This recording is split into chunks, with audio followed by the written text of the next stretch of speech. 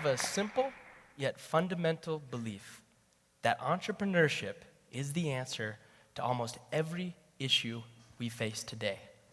Why? It's because when entrepreneurs look at issues, they choose to see opportunities. Over the next 6 minutes, I want to walk you through and into the crazy way that I view the world. Some call it unreasonable. Because when I look at the world, I see it surrounded and engulfed by an unbounded suite of opportunities. Now, like you, I know the statistics. There are over 1 billion people living in absolute poverty on less than $1 a day. There are another 1 billion people who don't have access to clean drinking water. Today, there are preventable diseases like diarrhea that kill 2.3 million children annually. The circumstances we find ourselves in, they're unfortunate. But when I look at those statistics, I don't see issues. I see unfortunate opportunities. Now, I don't believe that I have a responsibility or anybody in this room has a responsibility to solve those issues. Instead, I think we have an opportunity. There's nothing that gets me more excited, more invigorated than to realize that if we innovate to meet the needs of society and the planet, to meet the real needs, that we have the chance for the first time ever to see larger human and financial returns than we have ever seen in the history of humankind. I believe that the next generation of entrepreneurs, they won't focus on opportunities. Instead, they're going to focus on unfortunate opportunities. They're going to leverage business to solve issues like malnutrition, like inadequate education, like poverty. And I think this is best told, though, through a story that I'd love to walk you through. This past summer, I had the incredible fortune of living with and becoming friends with a young man named Mishkin. Mishkin, 4 years ago, he was incredibly successful. He had a 6-figure paying salary out of a consulting organization. He was traveling around the world with McKinsey. He was working at something he was incredibly skilled at, and he was passionate about what he was doing. Everything seemed to be aligned. But in 2008, he went on a road trip. He decided to get on a motorcycle and go across India with one of his really good friends. His friend happened to be a doctor. The plan was to meet two hours north of Mumbai in a small rural village. So Mishkin, when he arrived in the village, he talked to the villagers, and they said that his friend was actually performing a birth. So Mishkin went to the hut where the birth was being performed, and he waited outside. And he waited. He waited 30 minutes. He waited an hour. He waited 2 hours. And as the evening rolled in and the afternoon sun began to sink into the horizon, Mishkin got a feeling in his stomach. His friend walked out of the hut, and Mishkin knew that something terrible had happened. He connected eyes with his friends, looked at his friend's face, and watched it go ghost white. The mother had died during the birth, and her baby daughter had died as well.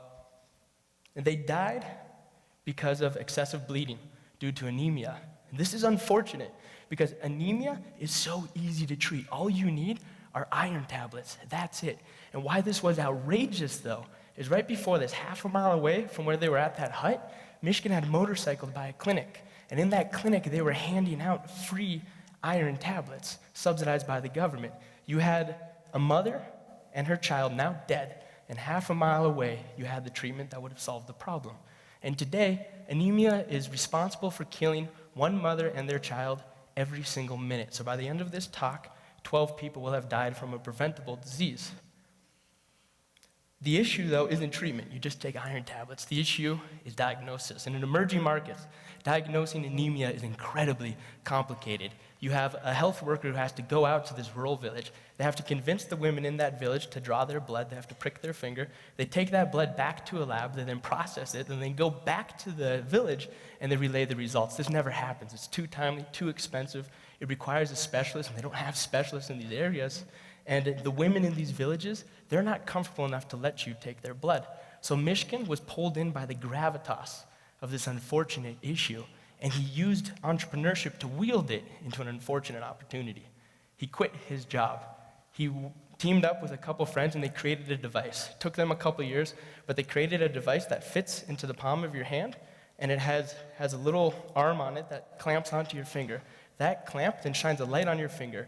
It reflects and refracts the amount of hemoglobin in your blood, and it instantly detects if you're anemic or not. Right? It's non-invasive, it doesn't require a specialist, and it doesn't require you to go back to the lab. The World Health Organization just ranked this one of the 6 top innovations of our lifetime. His current competitor on the marketplace just got acquired for $300 million, and their device was still invasive.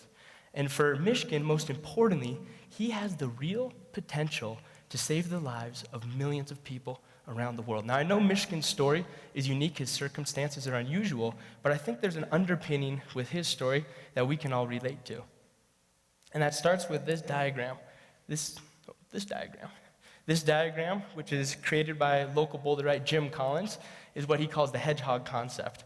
And the idea is that with this, you can seek out your calling. You can seek out that one opportunity that's really going to change your life. But Michigan, when he was working at McKinsey, he fit into all three of these circles. He was doing something he was passionate about. He was doing something he was highly skilled in, and he was making a great living. He was missing something. He didn't know what it was. He didn't even know he was missing it. And it took that trip to India for him to accidentally trip upon it. And what he was missing was meaning.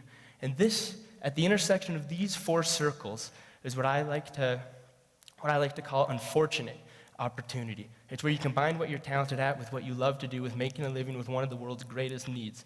And if you stumble upon this intersection, like Michigan, your life will be radically changed, but radically changed for the better.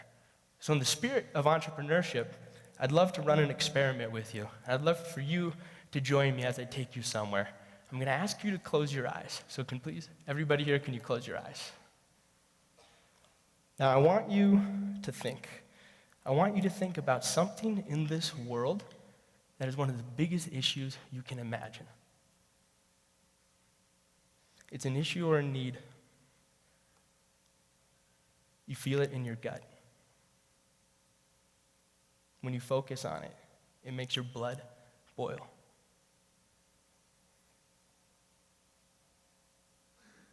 I want you to open your eyes.